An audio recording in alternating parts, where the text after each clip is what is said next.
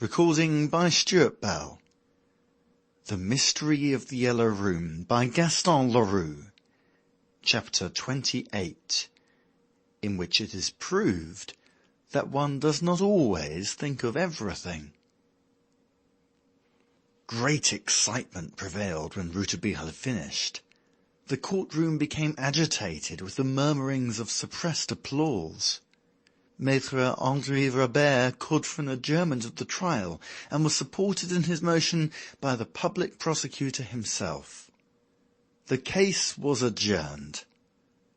The next day, Monsieur Robert Darzac was released on bail, while Daddy Jacques received the immediate benefit of a no cause for action. Search was everywhere made for Frédéric Larsan, but in vain. Monsieur Darzac finally escaped the awful calamity which at one time had threatened him.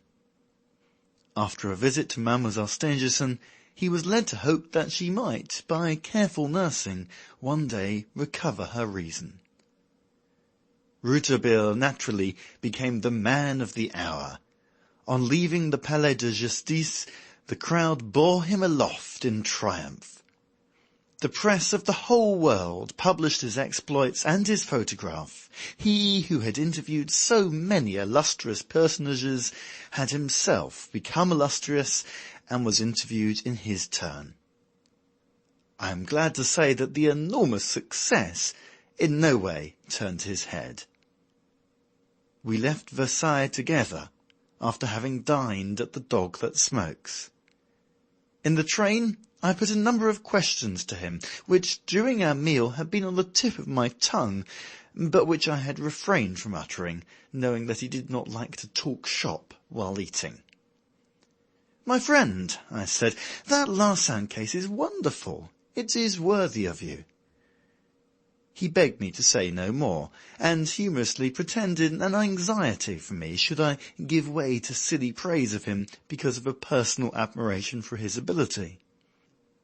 "I'll come to the point then," I said, not a little nettled. "I am still in the dark as to your reason for going to America. When you left the Glandier, you had found out, if I rightly understand, all about Frédéric Larsan. You had discovered the exact way he had attempted the murder." "Quite so. And you?" he said, turning the conversation. "Did you suspect nothing?" "Nothing. It's incredible." "I don't see how I could have suspected anything. You took great pains to conceal your thoughts from me. Had you already suspected Larsan when you sent for me to bring the revolvers?" "Yes, I had come to that conclusion through the incident of the inexplicable gallery. Larsan's return to Mademoiselle Stangerson's room, however, had not then been cleared up by the eyeglasses.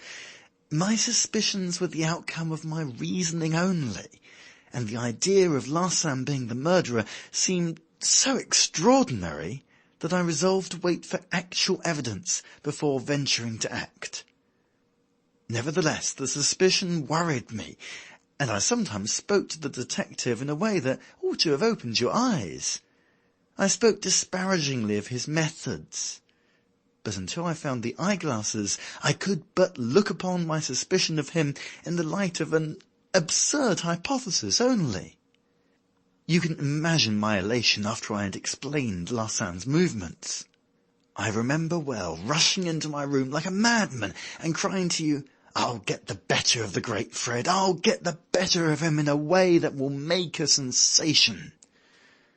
I was then thinking of Larsan the murderer.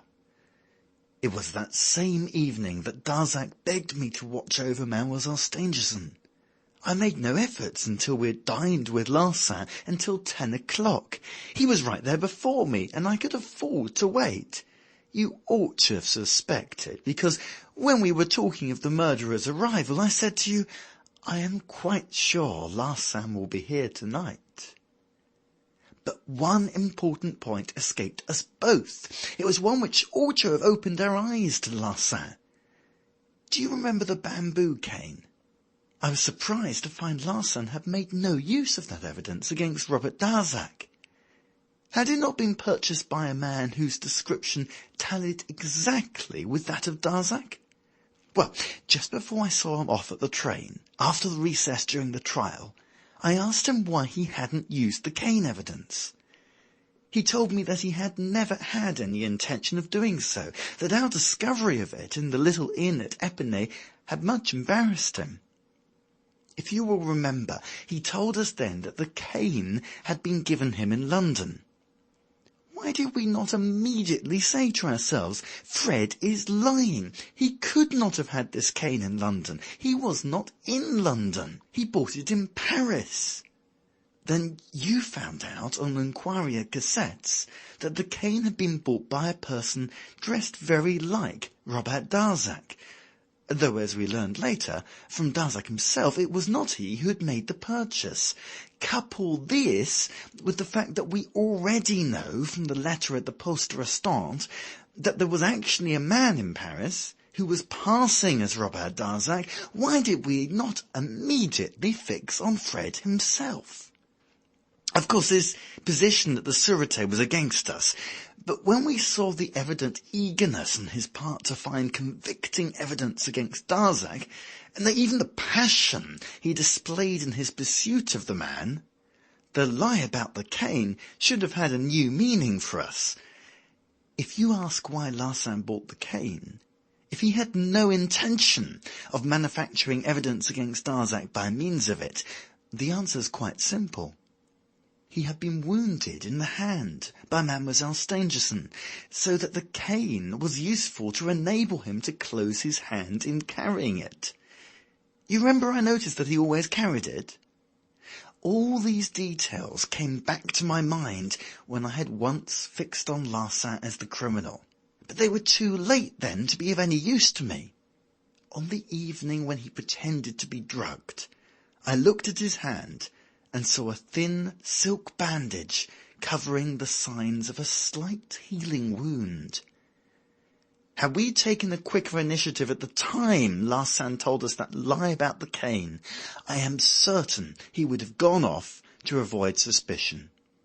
All the same, we worried Larsan, or Baumeyer, without our knowing it.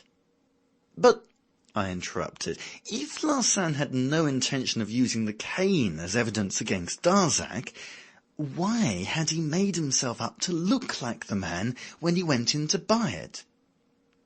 He had not specially made up as Darzac to buy the cane. He had come straight to Cassette's immediately after he had attacked Mademoiselle Stangerson. His wound was troubling him, and as he was passing along the Avenue de l'Opéra, the idea of the cane came to his mind, and he acted on it. It was then 8 o'clock, and I, who had hit upon the very hour of the occurrence of the tragedy, almost convinced that Darzac was not the criminal, and knowing of the cane, I still never suspected Larsan. There are times, I said, when the greatest intellects... Rouletabille shut my mouth. I still continued to chide him, but, finding he did not reply, I saw he was no longer paying any attention to what I was saying. I found he was fast asleep. End of chapter 28. Recording by Stuart Bell, Cambridge, UK.